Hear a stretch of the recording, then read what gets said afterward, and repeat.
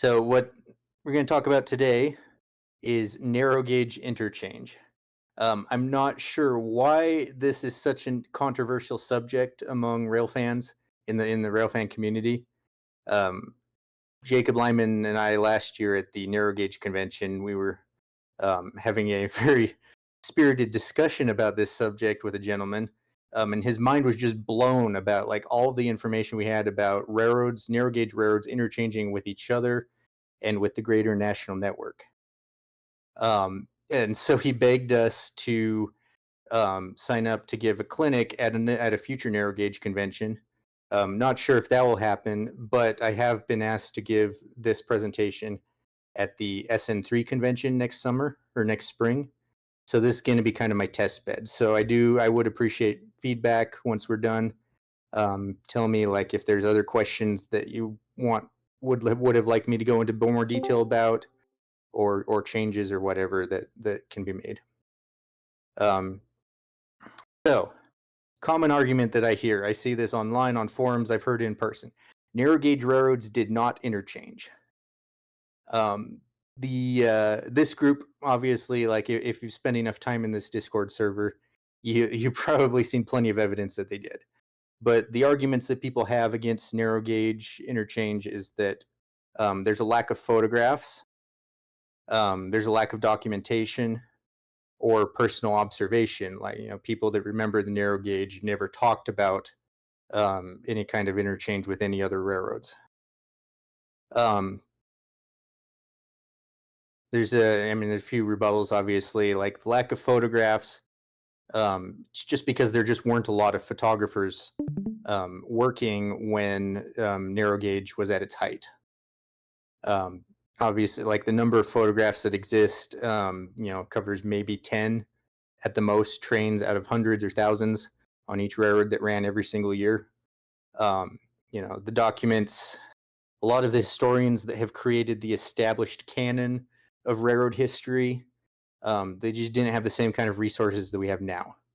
Um, if they had access to documents such as wheel reports or dispatchers' reports of train movements or per diem records or interchange records, um, they would they would have been able to have documentation.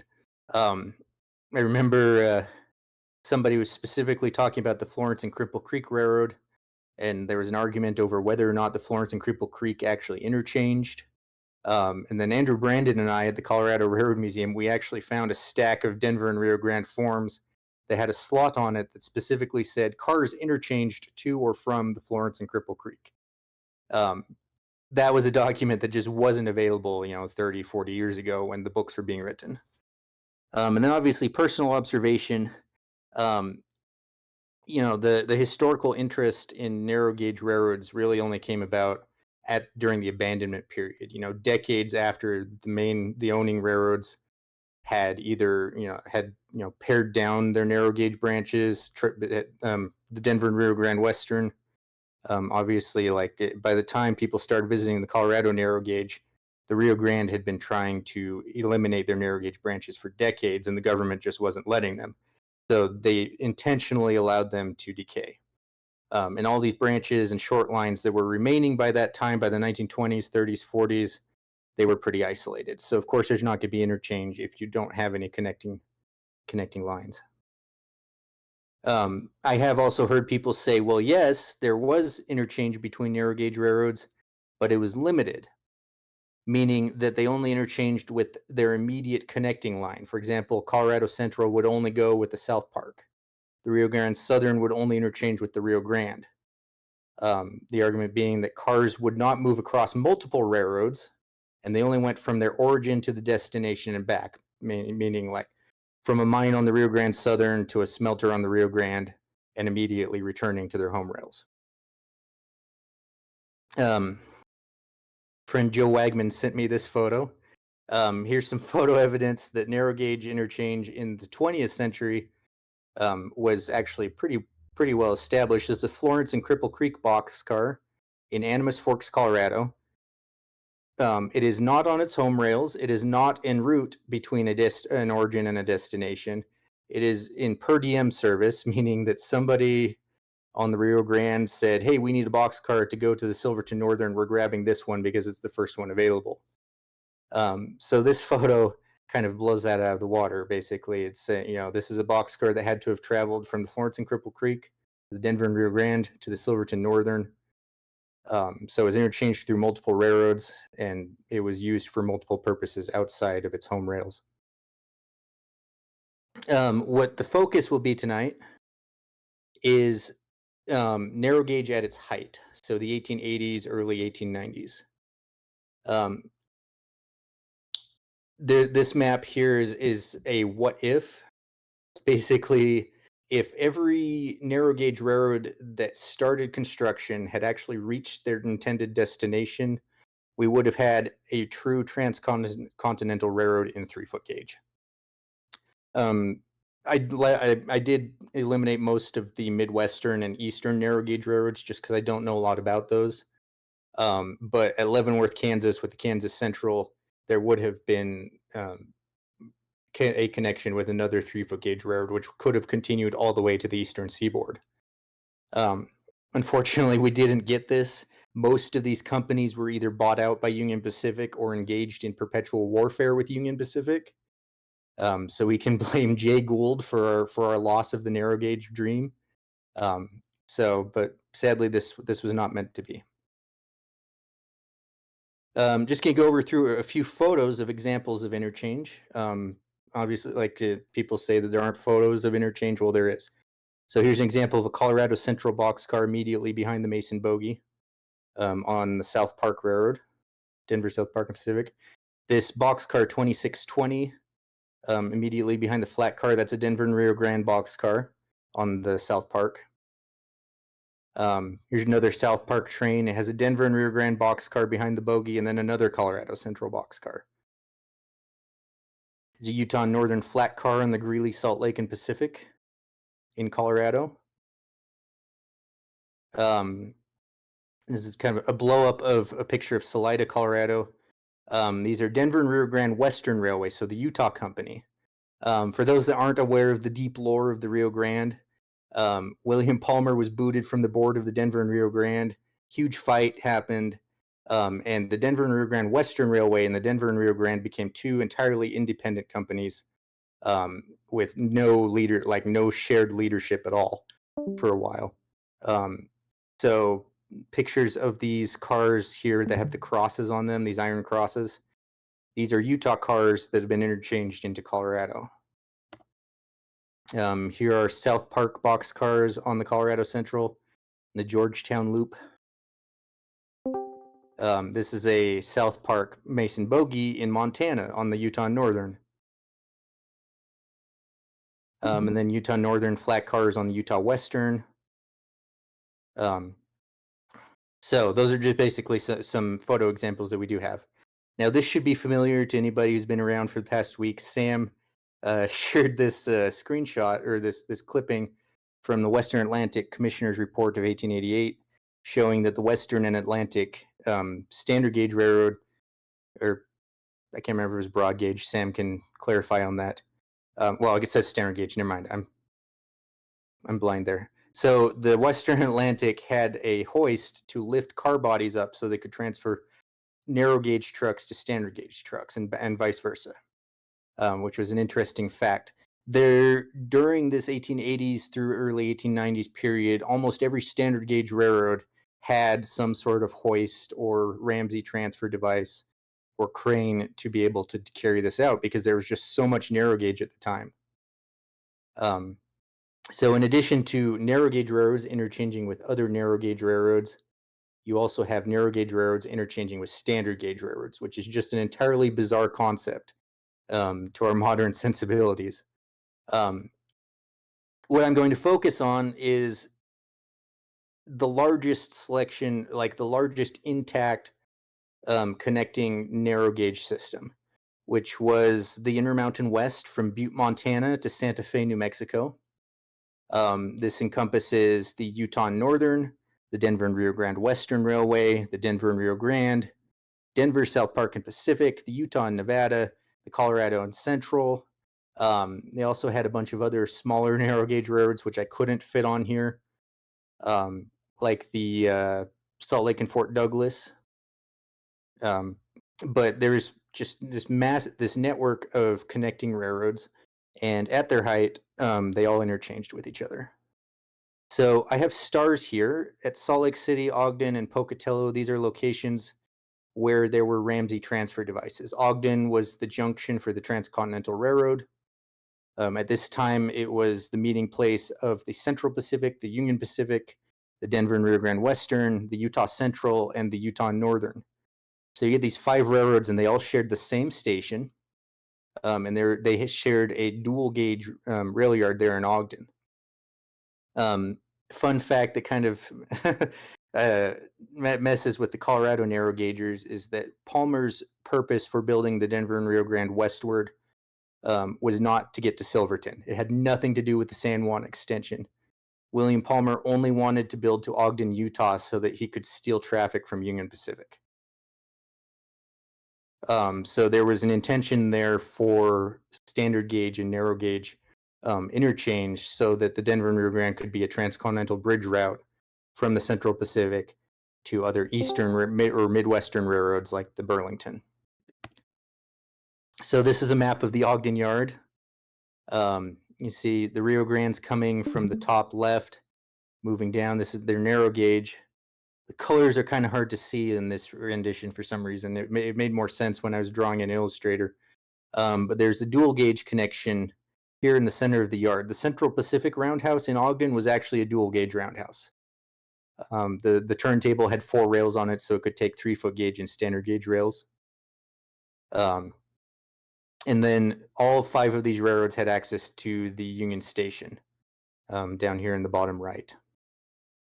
So it was a pretty extensive interchange operation going on there. One of the major commodities that was transferred from standard to narrow gauge was California lumber. A lot of redwood was logged in California, and then it was sold to narrow gauge railroads like the Utah Northern, the Rio Grande, Eureka and Palisade, both as ties and bridge timbers and lumber, like sawn lumber for building structures. This newspaper quote here in the center was really interesting. Gentleman wrote to the Ogden Herald on June 20th, 1883. It was only yesterday that I saw a large train of cars of the Central Pacific Railroad loaded with lumber from Truckee start out over the Utah Northern Railroad for some point far north, perhaps Dakota or Montana. Basically, this guy literally he saw an entire train of standard gauge Central Pacific flat cars get all their trucks swapped to narrow gauge and go over the 3-foot gauge Utah Northern. This traffic was so big that in 1885, the Truckee Lumber Company established a satellite office in Ogden to manage all of these rail shipments going through the city. Second major standard gauge or standard to narrow gauge interchange product was California produce, fruits and vegetables coming from California. In this photo, we have 2 interesting cars. The one immediately behind the locomotive is the Rio Grande's California Fruit Line ventilated boxcar, which was a Bill Meyer and Small's boxcar that they converted to be ventilated. It was meant to be swapped with, like, have the trucks swapped in Ogden. So I just can't imagine a car of that size, that little tiny Bill Meyer and Small's boxcar with standard gauge trucks. It would look really silly. But I haven't seen any pictures of that on the Central Pacific yet. But those would end up in California all the time. Immediately behind it is another reefer. It's a refrigerator car that the Rio Grande built in 1881, originally intending to swap trucks in Denver and send it east over the Burlington. When the railroad finally reached Ogden in May of 1883, they also started going west to California. So you notice the refrigerator car is wider than everything else, and that's because that one was specifically designed for standard gauge clearances. But it's a narrow gauge car. So just a little bit of information about those. So Central Pacific and the Denver and Rio Grande had a pool of freight cars for interchange at Ogden, meaning Central Pacific standard gauge cars could get their trucks swapped and go over the Rio Grande narrow gauge, or the Rio Grande narrow gauge cars could get their trucks swapped and go over California standard gauge or Central Pacific standard gauge. The refrigerator cars were numbers 100 through 119. They were 30 feet long. Um, by 1891, most of them had been permanently assigned to standard gauge, but every once in a while, whenever Leadville needed some fruits or vegetables or whatever, they would get their trucks temporarily swapped again to narrow gauge. So they lasted pretty late for being such a weird, specially designed car for standard to narrow gauge interchange. Then we already mentioned the California Fruit Line ventilated cars. Another huge point of interchange was the Pocatello transfer. You look really closely at this boxcar. This is a painting diagram from the 1887 Union Pacific color guide. But this boxcar is lettered Pocatello transfer on it. So Pocatello, Idaho, it was originally no, sorry, yeah. So Pocatello became the junction point between the standard gauge Oregon short line and the narrow gauge Utah Northern. At that point, so much traffic was going over the Utah Northern that from Pocatello to Butte was standard gauged, but from Pocatello to Ogden remained narrow gauge. So the Pocatello transfer was a system that Union Pacific had for all of its subsidiary fleets. Cars that were assigned to that service were specially designed with special bolsters so that the trucks could be swapped very easily in Ogden and Pocatello, where there were Ramsey transfer devices. So in Union Pacific's freight car fleet, there was a large selection of standard gauge cars that were intended to run on narrow gauge, and a large selection of narrow gauge cars that were intended to run on standard gauge. This was because the Utah Northern was far more successful than Denver, South Park, and Pacific. The South Park really wasn't that important to Union Pacific's uh, ambitions. In fact, it was really more of just a club to swing against William Palmer in the Rio Grande. So for a long time, even before the Pocatello transfer service started, South Park equipment was being siphoned off in large numbers to go to Idaho and Montana and Utah to work on the Utah Northern. So just a couple of newspaper articles. Salt Lake Tribune, 19th August, 1884. The Utah Northern has just received 3 engines from the Denver and South Park and Pacific. Later in 9th May, 1885, the Utah Northern is renting several hundred freight cars from the Denver, South Park, and Pacific. So there'd be these massive blocks of narrow gauge freight cars.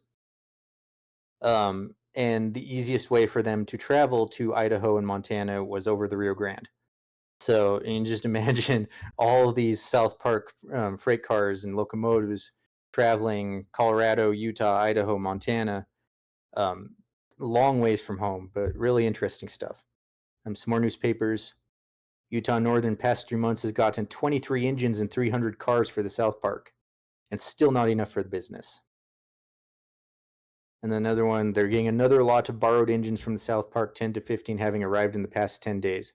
So I'm not sure how the South Park even operated when the Utah Northern stole like the majority of their roster. But that's how it was going in the 1880s. And then there was this also note, Utah Northern has leased 5 engines from the Denver and Rio Grande for 5 or 6 months. So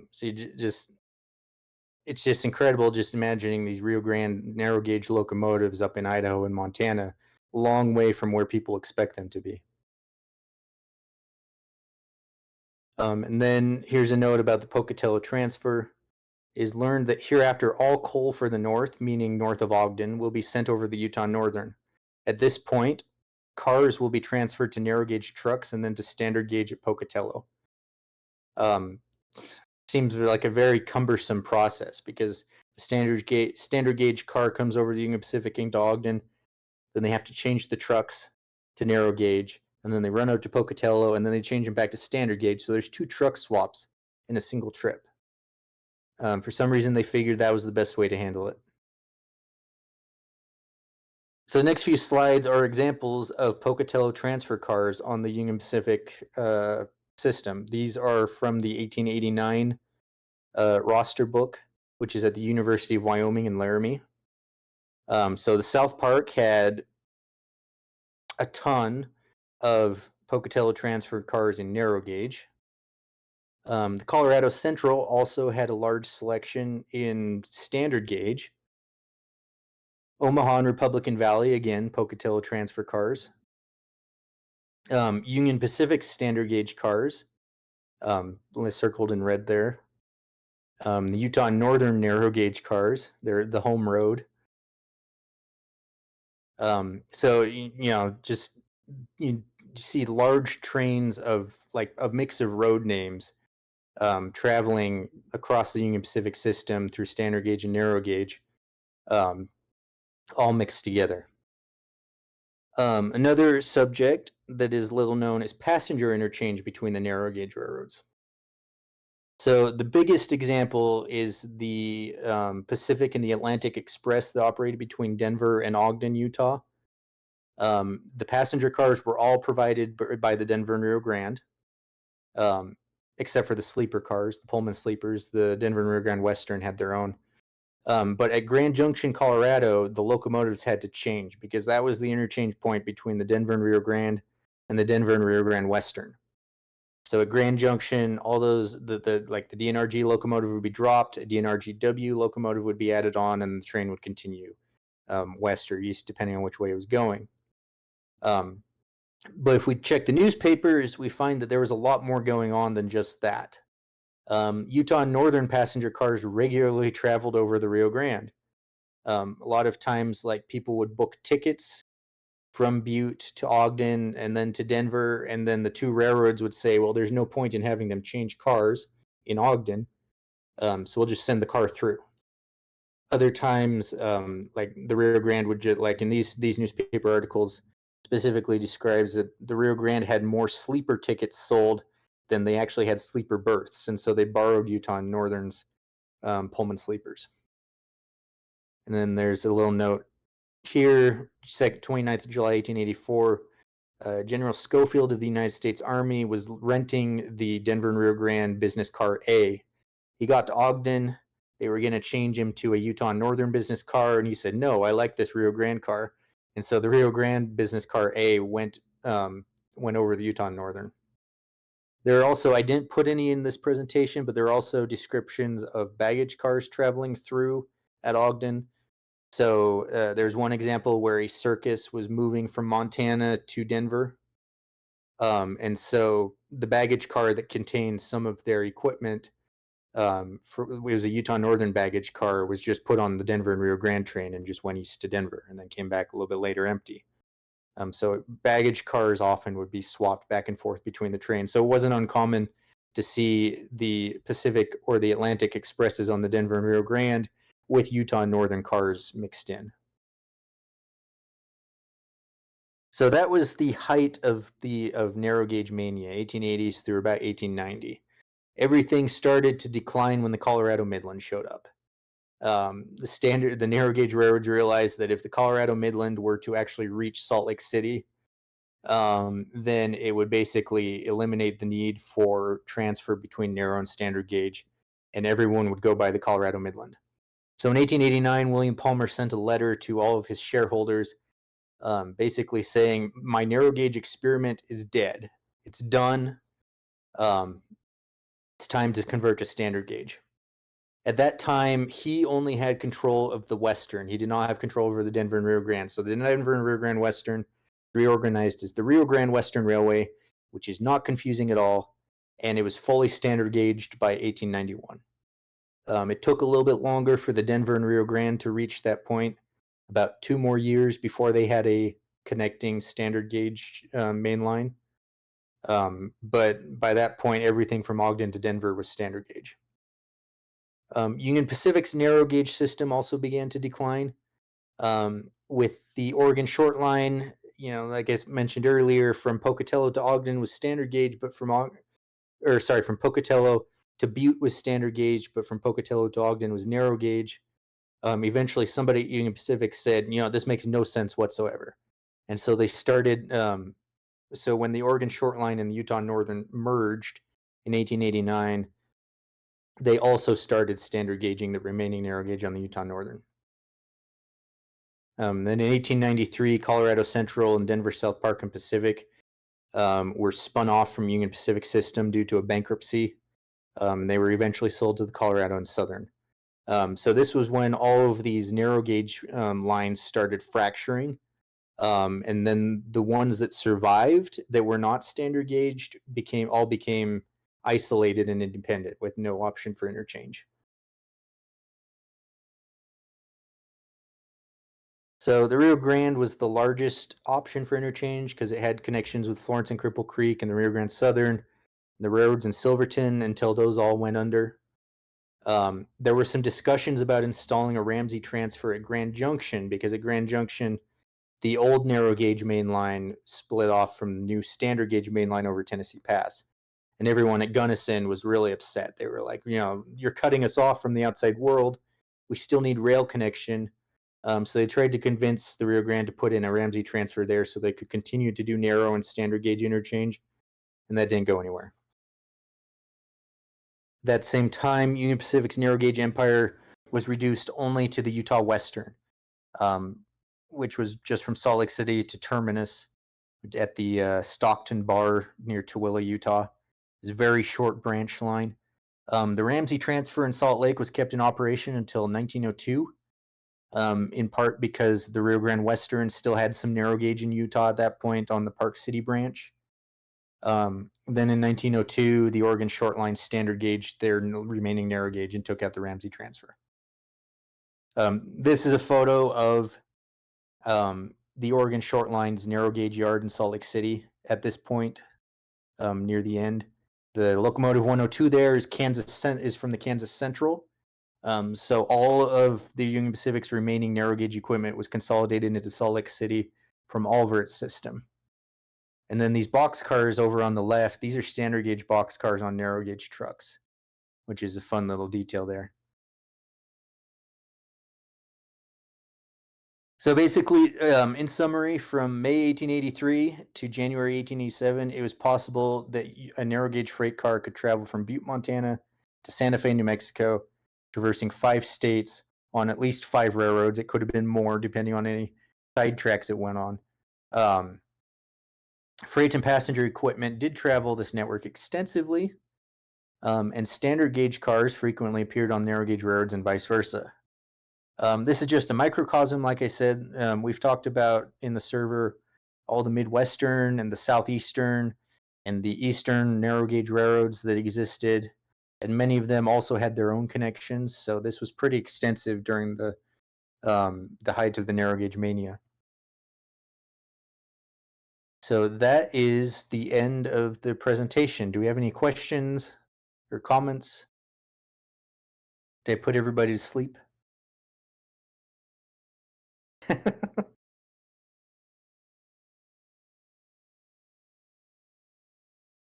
Like I said, I would also appreciate any and feel free if you have a question to unmute yourself. Obviously, at this point, we're we're ready to have discussion. Yeah, so Red Train brought up again the Central Pacific train running through the Ramsey car transfer. The last several months I've been working on models of freight cars that you would have seen on one of these trains in Utah in the 1880s. And I did include a couple of Central Pacific standard gauge cars that are on narrow gauge trucks. So if I ever get a chance to run these on a layout, I'm sure that they're going to be a head turner because they're entirely unexpected. And then Storm obviously bring about the Ramsey transfer in Salt Lake. There's that one. There's the one in Ogden, the one in Pocatello. And I don't think I remember to mention they also had a transfer crane in Pueblo for the benefit of the Santa Fe. So Santa Fe freight cars too could have traveled over the narrow gauge. So the question about the Ramsey transfer, I don't remember the exact year, but it was shortly actually after the Denver and Rio Grande was established. It was like 1872, 73, I think. Somebody else might be able to look that up. I know Jacob Lyman edited a very nice Wikipedia article on the subject. after a bunch of us started talking about it in this server, so I can double check that. But yeah, Ramsey transfers were extremely like they were very extensive across the country. The Pennsylvania Railroad had a ton of them on their system, um, which is another little factoid. You know, that Pennsylvania is such a popular railroad, but no one ever talks about the Pennsylvania um, Ramsey transfers. Yeah, it's like the East Broad Top takes all of the glory when it comes to standard to narrow gauge interchange.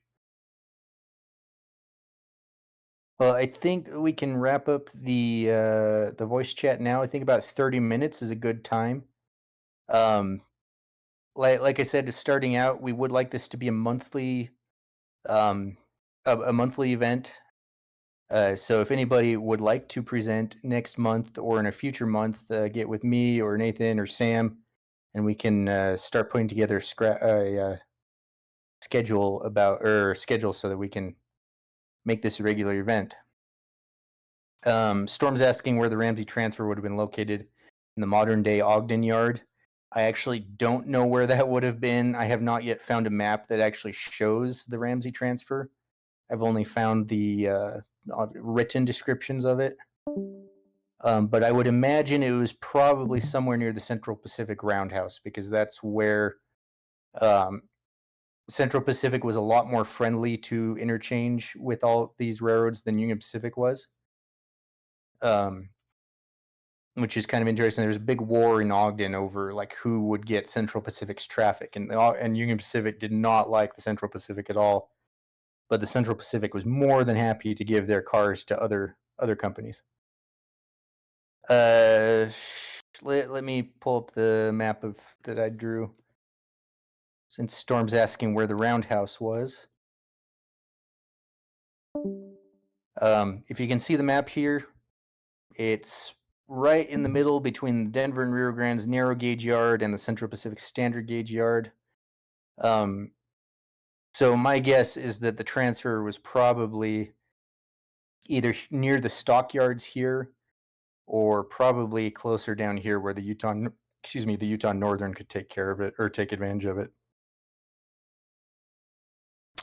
I'm glad that the chat is bringing up all kinds of different examples from around the country of these narrow gauge, standard gauge interchanges. Like I said, Ramsey Transfer Company advertised pretty heavily with like their advertisements were largely lists of their customers. If you go to like archive.org or Hathi Trust or Google Books, search up Ramsey Transfer, Ramsey Car Transfer Device, and you'll see these long lists of railroads that owned them. Cool. I am going to close the voice chat now. And we should be done for tonight, but we can continue the discussion in the text chat, obviously. So thanks for everybody for being here. Appreciate your support, and hopefully we will have an even better presentation next month. That was really good. Thank you. Yeah, excellent, Josh. Thank you.